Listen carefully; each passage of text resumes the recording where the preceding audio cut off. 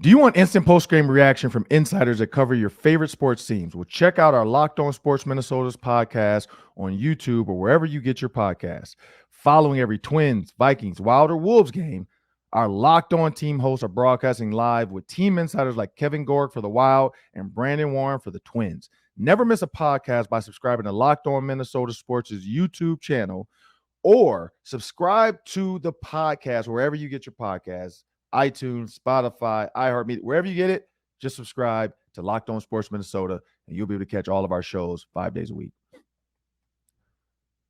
Well, it's that time. It's the Daily 3. That's 3 questions, 3 minutes each. Take it away, Sam. Vikings question of the day. Let me ask you this, Ron. Minnesota loses Anthony Barr after 8 seasons in Minnesota. He is no longer on the team. How much will the Vikings miss him? So here's my question to you. Has he signed with another team yet? No, not to my knowledge. So this is what I think about Anthony Barr.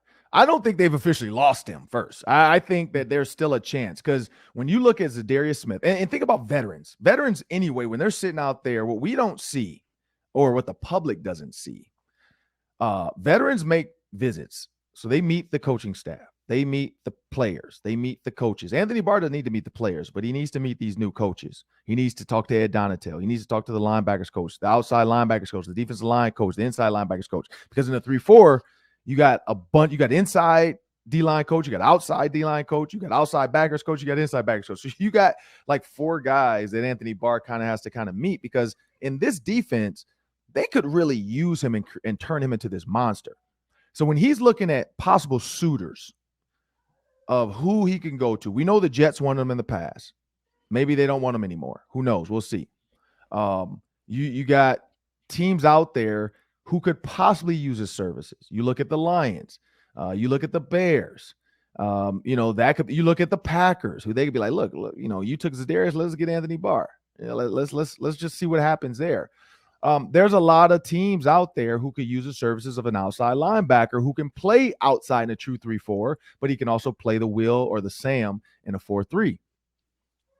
Anthony Barr's time in Minnesota is not officially done because once they get through minicamp, once they get to training camp, and maybe a guy goes down or all these veterans sign, and in week 2 or 3 of training camp, even preseason, maybe, you probably got one game out the way and you got to cut the roster down from 90 to I forgot what number. It goes from 90 to like 80 something or 75 maybe. I think it's 90 to 75.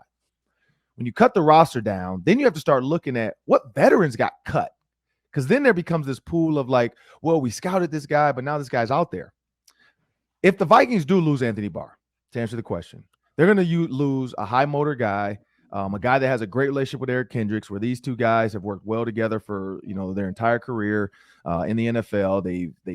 They are roommates in college. They were friends here and in college. You lose that extra guy that's going to kick the door down with Danielle Hunter.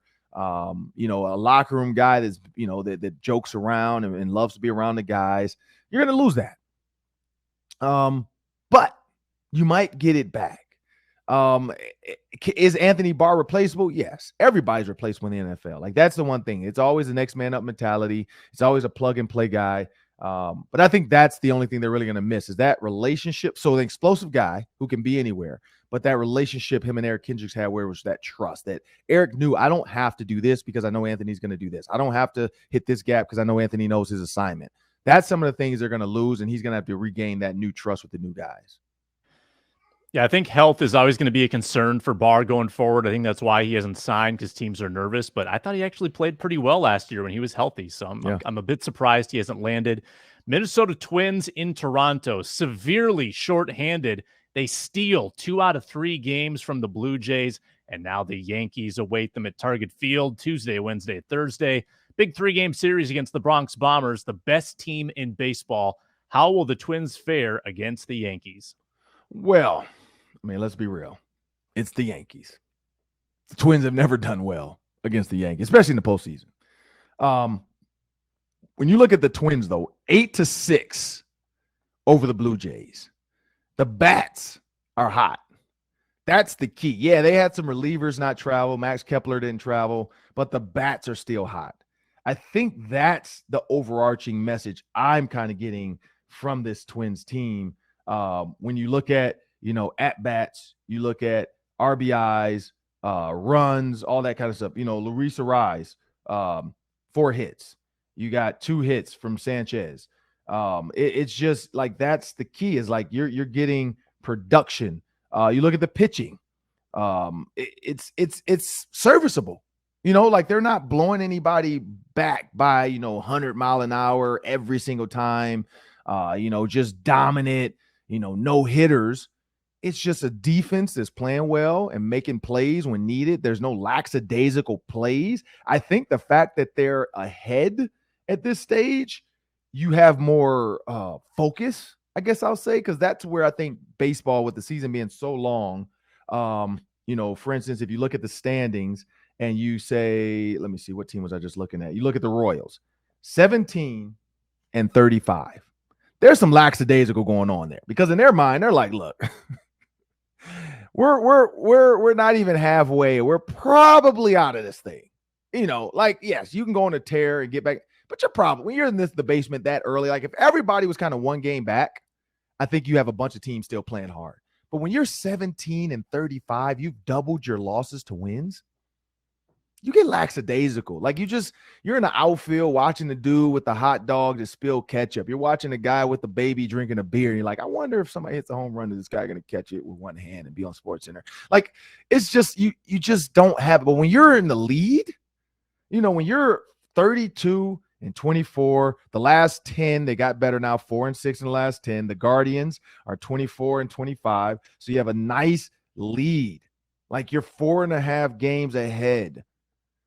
I think there's a little bit more focus of like, hey, we can be in the postseason. Like we're there.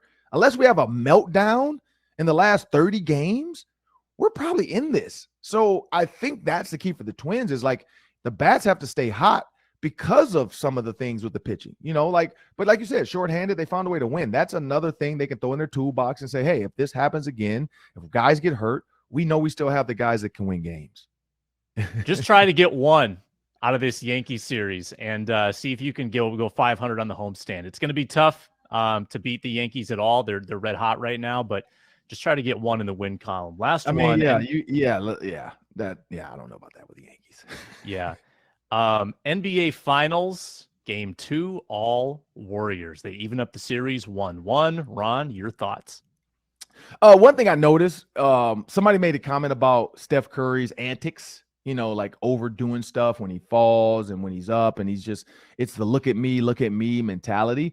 I noticed a change in Steph. Like when shots were made, you didn't see him over celebrating. Like when Jordan Poole hit that half court shot, if you look in the background, Steph's just walking. I mean, he's looking at Jordan Poole like, hey, go ahead, young fella. Like you don't see Steph doing all that stuff. Like he was kind of relaxed. He knew it was a close game, all the way through. And then third quarter, fourth quarter, they just blew the doors off. And so that's and the Celtics have struggled at home.